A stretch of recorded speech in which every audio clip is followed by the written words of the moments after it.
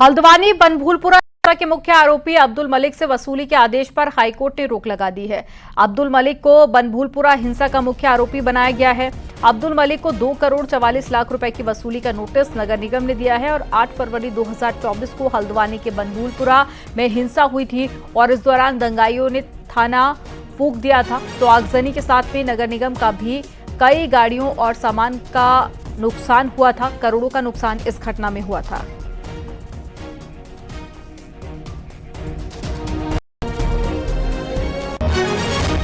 Nainital high court shifting के मामले में खबर है, सुप्रीम कोर्ट ने नैनीताल हाईकोर्ट के आदेश पर रोक लगा दी है।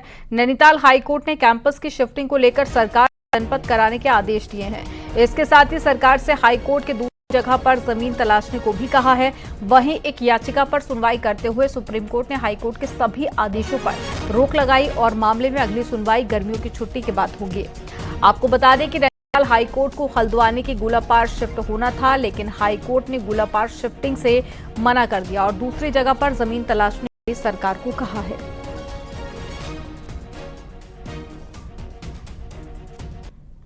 सेक्रेटरी को नैनीताल से हाईकोर्ट शिफ्ट करने के लिए ज़मीन ढूंढने के लिए आदेश किया था और कोर्ट ने अपने ऑर्डर में पोलिंग भी ऑर्डर कर दी थी कि सभी लोग यस और नो में पोलिंग करेंगे।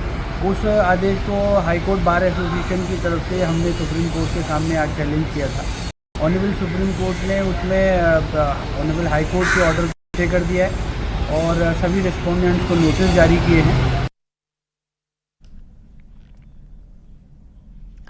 हरिद्वार के बहादुराबाद इंडस्ट्रियल एरिया में ट्रांसफार्मर बनाने वाली फैक्ट्री में भीषण आग लग गई। बताया जा रहा है कि आग उस समय लगी जब फैक्ट्री में निर्माण कार्य चल रहा था। अचानक आग लगने की खबर से हड़कंप मच गया।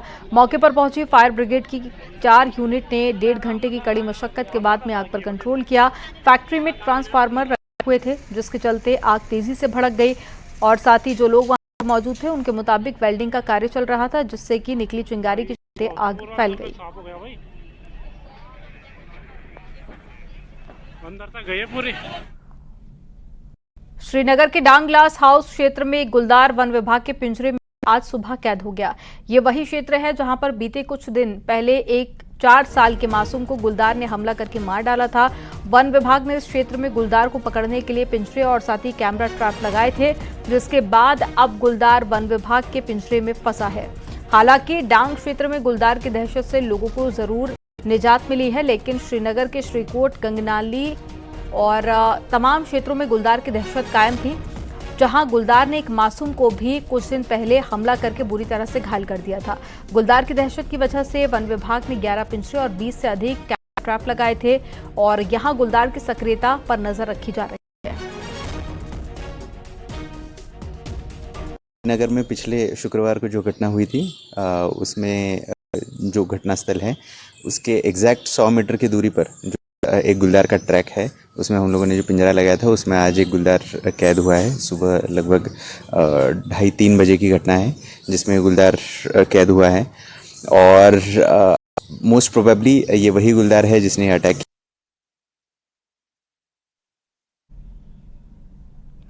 राजाजी टाइगर रिजर्व से जुड़ी अच्छी खबर है, जहां पर टाइगर राजाजी के वेस्टर्न पार्क में जिन 3 बाघिनों और 1 बाघ को कार्बेट टाइगर रिजर्व से पकड़कर यहां छोड़ा गया था, इसमें से एक बाघिन ने 4 शावकों को जन्म दिया है।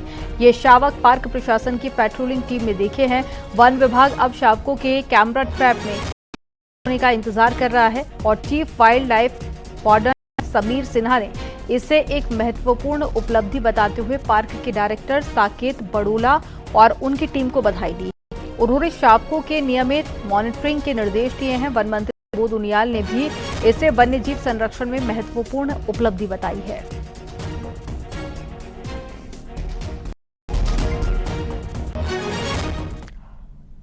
हम यात्रा को लेकर सीएम पुष्कर सिंह धामी ने समीक्षा मीटिंग की। दिल्ली से वर्चुअली सीएम ने अधिकारियों की मीटिंग ली और यात्रा मॉनिटरिंग के लिए एसीएस आनंद वर्धन की अध्यक्षता में कमेटी गठित की गई थी।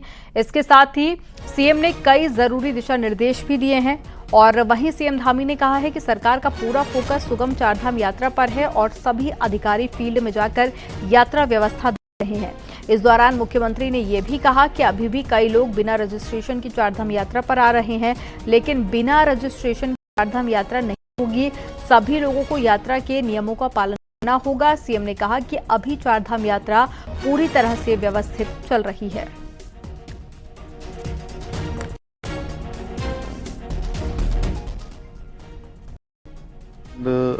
सरकार का भी और उत्तराखंड के लोगों का भी ये पूरा प्रयास है कि यात्रा सुचारू रूप से अच्छी चले, आने वाले हर एक तीर्थयात्री को अच्छी सुविधा मिले, अच्छे उनको परेशानियों का सामना न करना पड़े। और जो भी हमारे इंतजाम हैं, बहुत सारे तीर्थयात्री अभी आ चुके हैं लेकिन उनके रजिस्ट्रेशन नहीं है, उनके बारे में भी हम लोग ये विचार कर रहे हैं कि जो बड़े बुजुर्ग हैं उनको कैसे प्राथमिकता दें। और हमने अन्य राज्यों से भी संपर्क किया है कि अभी चूँकि केवल और केवल अत्यधिक संख्या तीर्थयात्रियों की और श्रद्धालुओं की हो जाने के कारण से जो रजिस्ट्रेशन वाले लोग हैं केवल उन्हीं की यात्रा हो सकती है। इसलिए बिना रजिस्ट्रेशन के लोग अभी ना आएँ, रजिस्ट्रेशन करवाएं। जानकारियाँ सब चीज़ें हम विज्ञापन के माध्यम से भी दे रहे हैं और अखबारों के माध्यम से, चैनल्स के माध्यम से लगातार अनुरोध कर रहे हैं। वैसे अभी यात्रा सुचारू है, अच्छी चल रही है, आज भी अच्छे दर्शन हो रहे हैं और हमारा प्रयास है कि दिन ब दिन और बेहतर यात्रा हो। चमोली के गोविंद घाट से हेमकुंड साहिब के लिए सिख श्रद्धालुओं का पहला जत्था रवाना हो गया है। आज ये जत्था घाघरिया के लिए रवाना हुआ, जो कि कल सुबह 6:30 बजे घाघरिया से हेमकुंड के लिए रवाना होगा। एक रिपोर्ट आपको दिखाते हैं, इसी से जुड़ी हुई।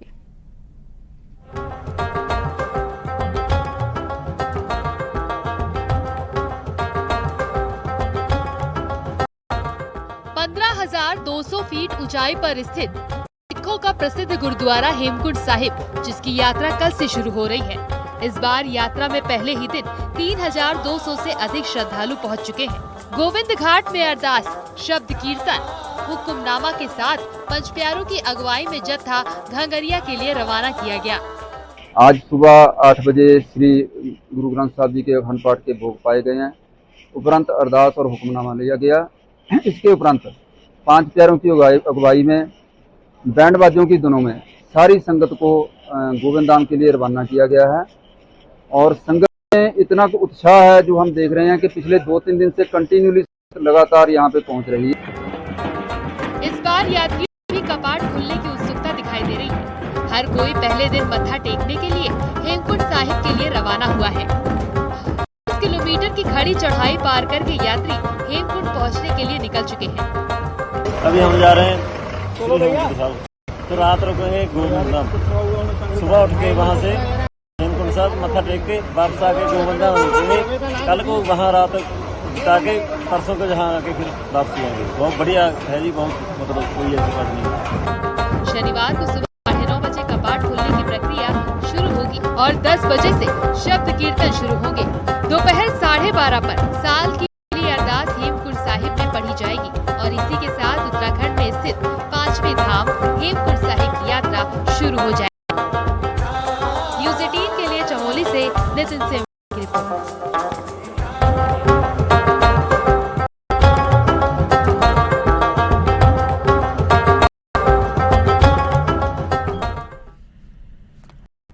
उत्तराखंड में बारिश का अलर्ट जारी है और 5 जिलों में बारिश का येलो अलर्ट जारी किया गया। मौसम विज्ञान केंद्र ने ये अलर्ट जारी किया है। उत्तरकाशी, रुद्रप्रयाग, चमोली के साथ में बागेश्वर और पिथौरागढ़ में भी बारिश के लिए अलर्ट जारी किया गया। वहीं कई जिलों में तेज हवाएं चलने की भी संभावना है और मौसम चारधाम यात्रा में मुसीबत भी बन सकता है।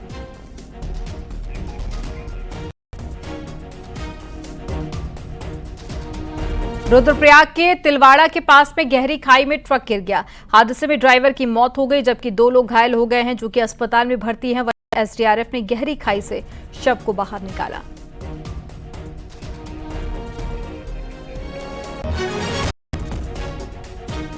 देहरादून के जौनसार बाबर क्षेत्र में बड़ी मान्यता का प्रतीक माने जाने वाले 3 देवों की डोली अपने मूल स्थान सिमोग मंदिर से बाहर निकली। देवों की ये डोली कई पड़ाव को पार करने के बाद में जुबिन नोटियाल के पैतृक गांव क्यारी में उनके घर 25 मई को पहुंचेगी। तकरीबन 60 किलोमीटर की इस यात्रा में लाखों लोग देवों के दर्शन करेंगे और चक्राता के बेरट खाई में आज देव रात्रि विश्राम भी करेगी। कल सुबह बिरटखाई से क्यारी गांव के लिए रवाना होंगी।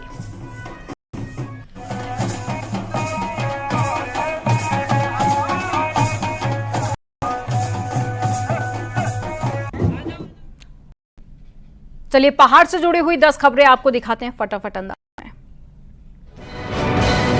पौड़ी के सतपुली में लड़की का अश्लील वीडियो बनाकर लड़की का यौन शोषण करने के आरोपी इमरान को पुलिस ने गिरफ्तार कर लिया।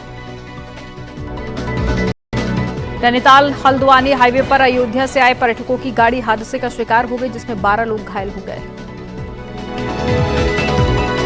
पौड़ी के बीरोखाल ब्लॉक में आपदा प्रभावित इलाकों में कांग्रेस नेता गणेश घोड़दयाल पहुंचे और प्रभावितों का हालचाल जाना। यूपी में मूल निवास के मुद्दे पर यूकेडी ने पिथौरागढ़ में प्रदर्शन किया। कहा कि मूल निवास को लेकर जो नियम तय किए गए हैं उससे राज्य के मूल निवासियों का हक खतरे में पड़ गया है। उत्तरकाशी के बड़ेथी बाजार में शराब की उपदुकान खुलवाने के विरोध में ग्रामीणों का धरना 5वें दिन भी जारी रहा। नैनीताल में नंदा महोत्सव की तारीख तय हो गई है। इस बार पहाड़ की कुलदेवी की यह पूजा 8 से 15 सितंबर तक आयोजित होगी।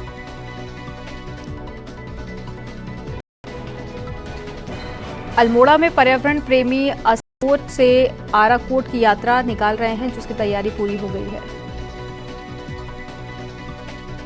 चारधाम यात्रा के बीच में बद्रीनाथ धाम में देश विदेश से आने वाले श्रद्धालु अपने पितरों के पिंडदान करने पहुंच रहे हैं।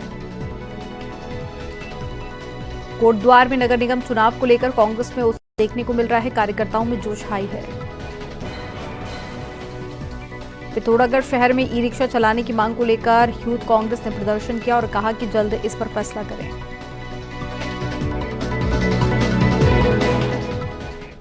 यहां रुकेंगे एक छोटे से ब्रेक के लिए। आप देखते रहिए न्यूज़ 18।